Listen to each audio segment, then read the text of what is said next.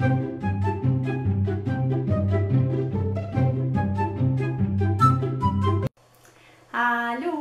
Today I want to talk to you about something that you don't know about me yet, because I have a really special skill that some of you may know or maybe also have, but it's actually quite rare. Just some people have it, and I'm lucky to have it, or unlucky, I don't know, it's not really helpful in my real life, but still it's worth a video, I would say. So I'm just gonna start talking about it. I remember that when I was a little child, let's say 6 or maybe almost 7, I went to school and I learned the alphabet. I knew it before, but we learned all the letters and all the numbers and stuff like this. And I spent time with my aunt. She was babysitting me, and we were just painting little pictures, like what you do with a little child when you're babysitting it. Drawing stuff, painting stuff. And I suggested to write names of the different animals we painted in the colors of what the letters are. Like, for example, we had a lion, and the word lion in my brain has the color light blue, and I was like, let's write down lion and let's color it in the colors we see in our brains, in our inner eyes. And my aunt was like, well, let's color the names in the colors that they have in our mind. That doesn't make sense. What do you mean? And well, I never got back to this. We didn't do this, of course, because my aunt didn't know what to do. But later, when I found out what I had and what these symptoms actually were, I remembered this occasion and I was like, hey, this was the beginning of it. Okay, so now I will reveal the secret of what I actually have. I have synesthesia. It's called Synesthesie in German, and it's the connection of two perceptions. For example, we can see colors and we can calculate and stuff like this. So just normal daily life skills, but they are in a weird perceptual way connected. There's people that that taste words, for example. I saw a documentary about a guy, and the word Monday always tasted like fresh bread. And another day tasted like something really nasty, and he hated Tuesdays because they smelled like old fish or something like this. And this is not made up. This is not just like, yeah, well, he tried to force himself to think about rotten fish when it's Tuesday. No, this is something he cannot break. He cannot cancel his brain thinking of. And the same happened to me, like with letters and numbers. It's actually really difficult for me to remember people's names when the color of their names don't fit how this person looks. For example, if a person with dark hair or black hair is called a name with starting with A, I can remember it really easily. But if it's a person with blonde hair, I will never notice that his name was Alex or Adam starting with A. Because the A is black in my head and the blonde person has a really like light aura, and I would never instantly think that his name starts with A, because an A named person must have a dark face, dark hair. So this is really difficult for me sometimes, but it has advantages too. For example, when I learned for my baccalaureate, the last big exam of school before I started studying, I did my last classes in history, and I remember the dates of stuff that happened, like the French Revolution, with colors. Because not only letters but also numbers have colors in my head. So when I wanted to remember that something happened in the 17th century, then I colored it orange. I just had a page with an orange background. I bought different sheets of paper, and I wrote everything down that happened in something with 17 on the orange sheet. And then in my exam I remembered, yeah, that was on the orange sheet, so it has to be something to do with the number 7. So this was really helpful for me. I didn't have to remember like 1783, 1651. I just saw a constellation of colors, and I could just combine this with the text that I wrote on the specially colored sheet of paper. Maybe you understand what I wanted to say. It's really difficult to explain. So this is what I have. As you know, it has like advantages and disadvantages. As I said, with sometimes the word and the color don't fit together, but sometimes they do. For example, lion is blue because the L is blue. And for me, the rule is mostly that the word has the color of the letter it starts with.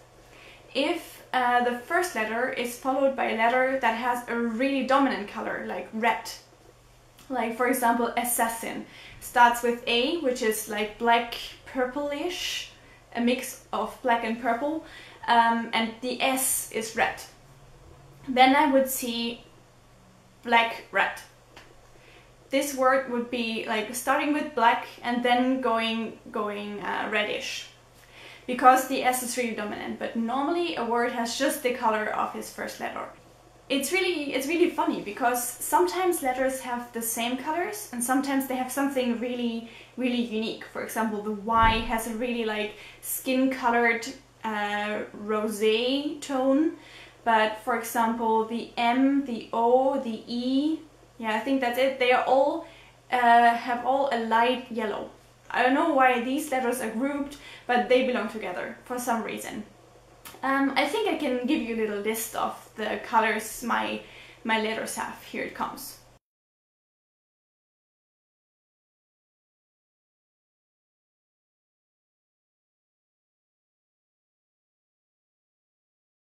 As you see, there are some letters that have the same color and others are completely unique, and I have no clue at all where these numbers, where these colors come from.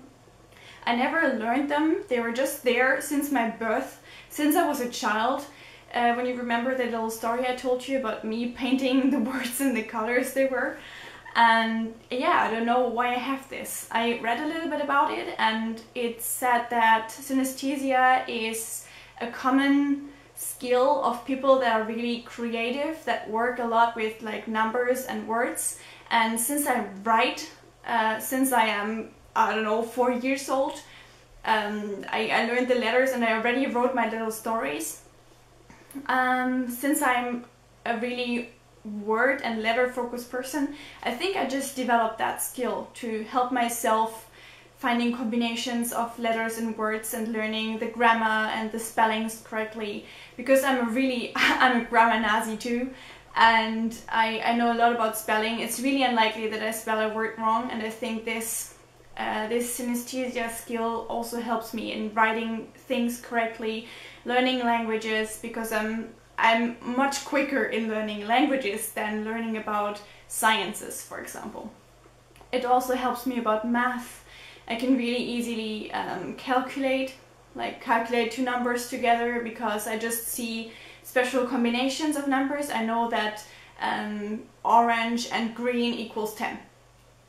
And this is like 7 and 3. And there's like 2 different dimensions of things that help me. Just the numbers itself and also the colors that can help, like give an additional hint. Yeah, I think I told you everything. Now maybe one little thing.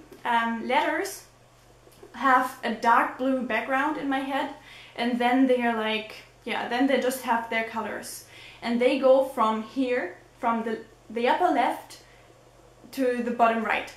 I don't know why, but it's really common actually that this happens. I read about it and I was like, okay, most of people with synesthesia see letters from above going to the bottom. And my numbers go from the left side to the right side. So the 1 is here, then the 2, the 3, blah blah blah blah. And I just see them like standing in a museum with a dark blue carpet and like little trophies, and I can just go through them and like the 9, pinkish, reddish. It's really weird. Yeah, and also if you read about it, it's like every person is the same. Not all the persons have the same colors, by the way. Everyone has his own compilation of number colors and how he deals with it and how he likes it. And it's not only numbers and letters and colors. As I said, it's also numbers and tastes or smells or you see a picture. What's also common with for people with synesthesia is that if we say a word, we see the word that it's spelled first before we see the object. So for example, if I say sun, I see the word written down, S-U-N, and not the sun itself as the little ball with shiny sparkles around it. And people who don't have synesthesia mostly see the object first, a little picture of what they said, and then the word, if they focus on how it's written. So this is something really special too, and I think this is really cool because it helps me a lot for my stories to not see all the pictures first, but let's just directly go to the spelling and the word and how we can use it in the story. Well, I hope this video was a little bit interesting for you. Maybe you just figured out that you have the same stuff as I have. If so, please contact me and comment stuff under this video. If not, you're still welcome to comment and ask your questions and yeah, share every thought you have with me. I had a lot of fun sharing this with you, posting this little video, and I hope we see each other soon. Bye!